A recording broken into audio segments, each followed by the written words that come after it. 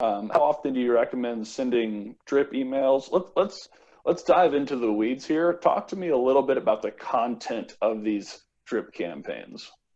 So for me, the frequency of the drip can negatively impact your business and your recruiting effort.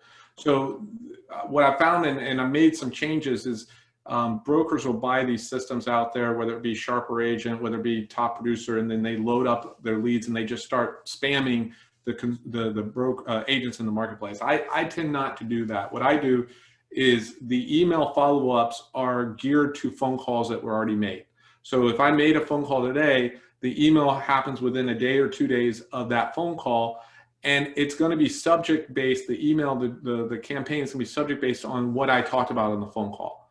If I categorize each group of recruiting, and I have newly licensed, I have milestones, I have co-broke agents who I've done a transaction with, I only have to have one email for each category. So what I send, Randy, who's a newly licensed agent, is the same thing I'm going to send everybody who I have a conversation with that's a newly licensed agent. So reality, for me, this is going to occur over an 8-week period. So if you look at this is anywhere from 4 to 8 weeks that this timeline is going to occur. So within that 4 to 8 week time period, you're only going to get 3 emails. You're only going to get 1 personal note, and you're only getting 4 phone calls.